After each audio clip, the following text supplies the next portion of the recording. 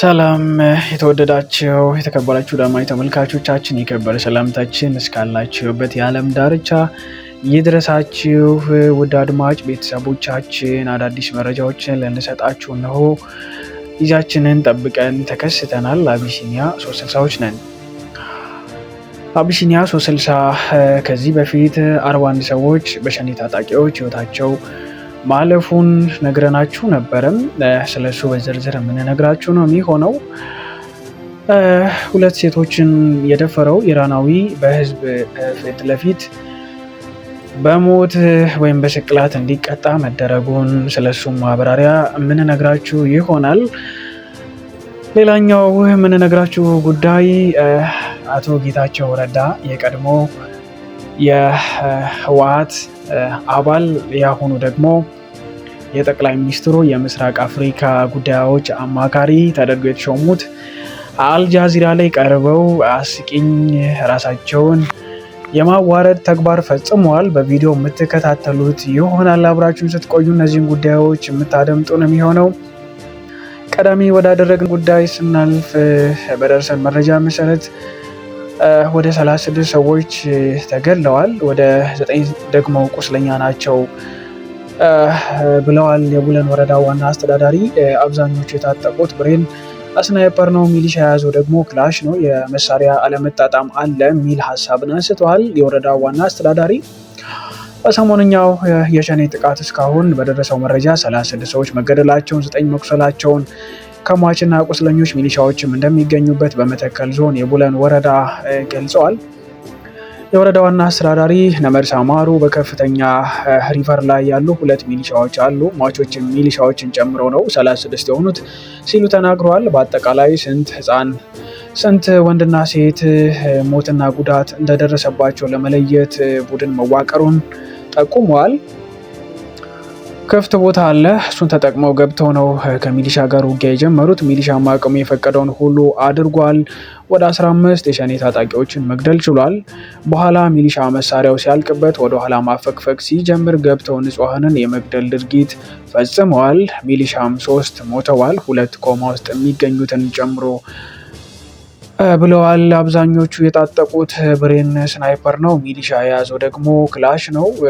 የመሳሪያ አለመጣጣም አለ፣ ነገር ግን ሚሊሻ አቅሙ የፈቀደውን ሁሉ ለማድረግ ጥረት አድርጓል ብለዋል።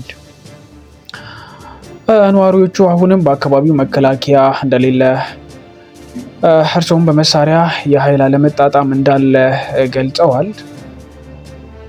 ችግሩ እንዳይደገም መንግስት ምን ላይ አተኩሮ መስራት አለበት የሚል ጥያቄ የቀረበላቸው የወረዳው ዋና አስተዳዳሪ አደረጃጀቱን ማጠናከር፣ በሩን መዝጋት፣ መንገዱን ማሳየት ከሚሊሻ የሚጠበቅ ሆኖ በዋናነት ኦፕሬሽኑን ሰርቶ የሸኔ ኃይልን ተንቀሳቅሰን የመደምሰስ ኃላፊነት ደግሞ የፌዴራል ተቋም ነው ብለዋል። አሁን በቂ መከላከያ ገብቶ ከነርሱ አልፈው 2 ቀበሌዎች በመከላከያ ክልል ተይዘዋል።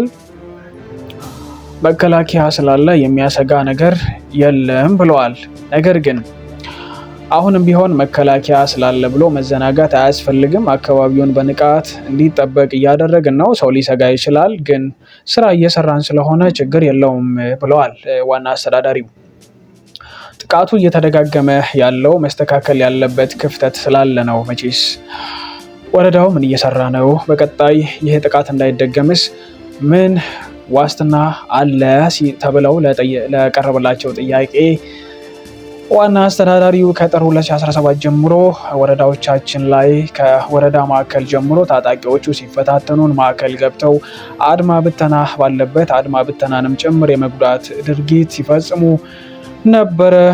ለምንድን ነው የቡለን ወረዳ ከሌላ ወረዳ በተለየ አተኩረው የሚያጠቁት የሚለውን እኛም ገምግመናል። ሸኔኛ የምንፈልገው መንግስት ነው። ህዝቡም የያዘውን መሳሪያ ይስጠን፣ ሀብቱን ይስጠን፣ እንደዚያ ከሆነ ህዝብን አንነካም የሚል አዝማሚያ ይዘው ሲንቀሳቀሱ ስለነበረ በዚህ እንዳንሸወድ ወይም ደግሞ እንዳይሸወድ ህዝቡን አስረድተናል።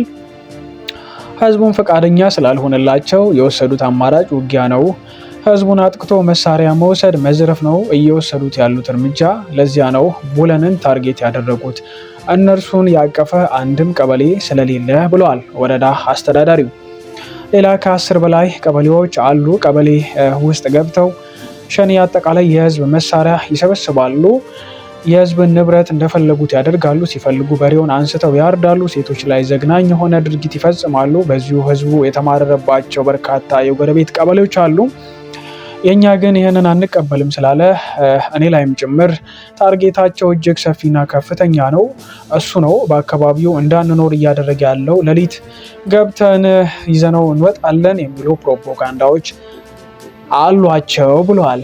ግን እኛ እናውቅበታለን። በተጀመረው ኦፕሬሽን ለአንዴና ለመጨረሻ ጊዜ አካባቢውን ከሸኔ ማጽዳት ሁኔታ እንዲፈጠር እየሰራን ነው። ለአንዴና ለመጨረሻ ጊዜ አካባቢውን ነፃ ለማድረግ ተብሎ ክልልም በቂ ኃይል አስገብቶ መከላከያ ሰራዊት፣ የክልሉ አድማ ብተና፣ የወረዳ ሚሊሻና ፖሊስ አደራጅተን እየተንቀሳቀስን ያለንበት ሂደት ነው የነበረው።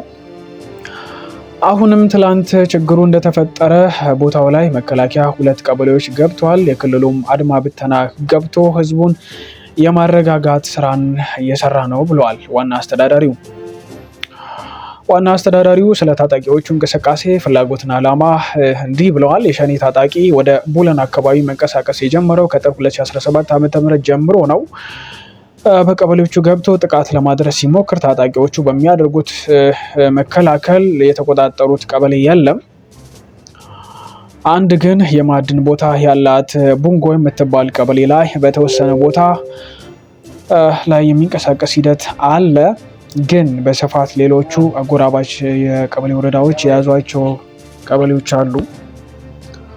እነዛ ቀበሌዎች ላይ መሽገው የእኛን ወረዳ አጥቅተው ለመሸሽ ጥረት ያደርጋሉ። ግን በምናደርጋቸው የህዝብ ለህዝብ ግንኙነት ጠላት ህዝቡ ውስጥ ገብቶ በየትኛውም አቅጣጫ በጫካ ታጥቆ ቢመጣ መንግስት ሊሆን አይችልም። ታጣቂዎቹ እስከዛሬ የእኛን ወረዳ ቀበሌዎች ይፈታተናሉ። ገብተው ለመኖር ሲፈልጉ ህዝቡ ፈቃደኛ ስለማይሆን ይፈታተኑናል። ወንበራና ቡለንን ታርጌት የሚያደርጉት በህገወጥ መንገድ በአካባቢው ያለውን የወርቅ ሀብት ለመቀራመትና በመደበኛ አደረጃጀት በራሳቸው ዘርፍ ለመጠቀም ዓላማ አድርገው ነው። ይህንን ለማስፈጸም 2 አጀንዳ ይዘዋል። አንደኛ፣ በአካባቢው ያለው የኦሮሞ ህዝብ ተጨቁኗል፣ ኢፍትሐዊ የስልጣን ክፍፍል አለ እያሉ ወጣቱን አንድ በአንድ የመሸወድ አዝማሚያ ነው ያለው። በሁለተኛ ደረጃ፣ ፖለቲካሊ ግዛት ለማስፋፋት መተከል ለኛ ነው የሚገባው እያሉ እስከ ህዳሴ ግድቡ ቀጠና ያለውን ትርምስ ፈጥሮ ዓለም አቀፋዊ ተሰሚነትን ለመሳብ አዝማሚያ ነው የያዙት። ከዚህ ጋር ወይም ከዚህ አንጻር ይታኮሳሉ፣ ከእነርሱም ሰው ይገደላል ብለዋል የቡለን ወረዳ ዋና አስተዳዳሪ። ቀጣይ ወዳደረግነው ጉዳይ ስናልፍ ኢራን ሴት እህቶችን ደፍሯል በሚል በአደባባይ የሞት ቅጣት ፈጽማበታለች።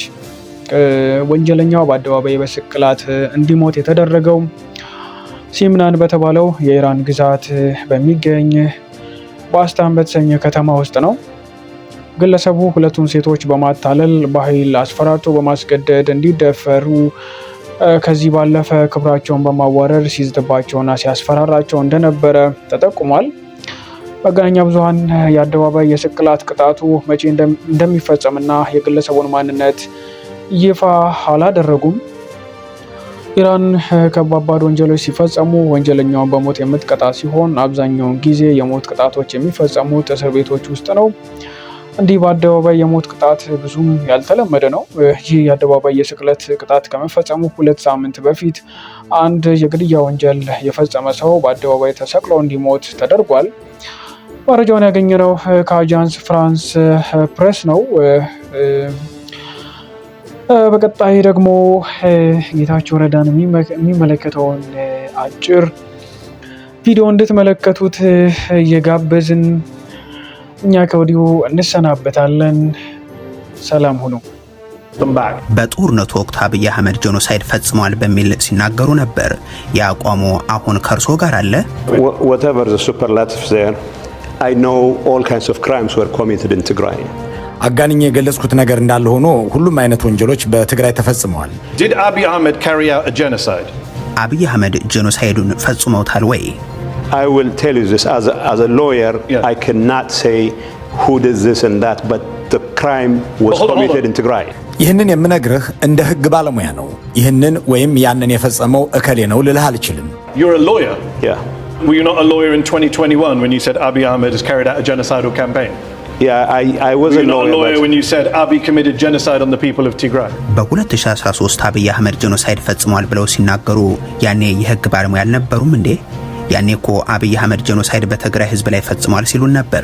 I was a lawyer and I was in the heat of a conflict that was claiming the lives of hundreds of thousands of ያኔም የህግ ባለሙያ ነኝ፣ ግን በተጋጋለና በመቶ ሺዎች የሚቆጠሩ ሰዎች በሚሞቱበት ጦርነት ላይ ነበርኩ። Was it a genocide or not? ስለዚህ ጄኖሳይድ ተፈጽሟል አልተፈጸመም? I believe genocide has been committed in Tigray. በትግራይ ውስጥ ጄኖሳይድ ተፈጽሟል ብዬ አምናለሁ። By Abiy Ahmed. በአብይ አህመድ? Well, I have to be responsible for my words now.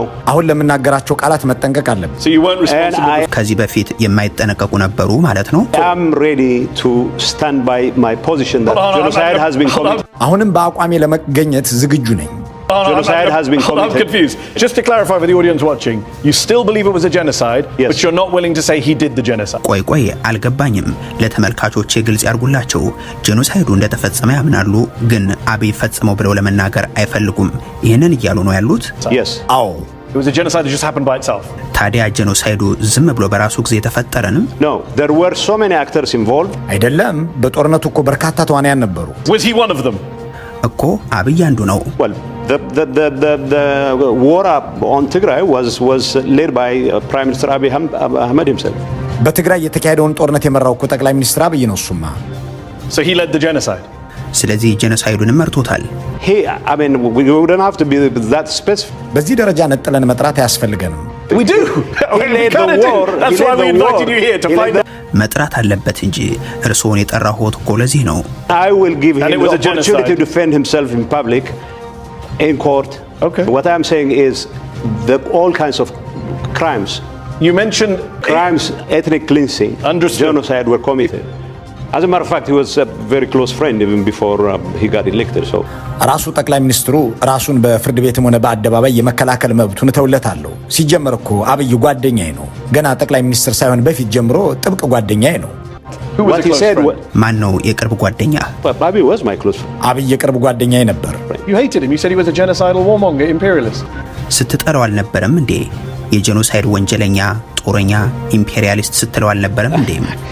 Yeah, but that doesn't change the fact that we're friends. አዎ ያኮ ጓደኛ ነበርን የሚለውን እውነት አይቀይረውም። The fact that he's a genocidal warmonger didn't change the fact that you were friends. የሆኑ ግራ አጋቢ ጓደኛሞች ናችሁ። No. I'm stating the fact. I'm stating before the genocide. Yes. You mean you were friends? Yes.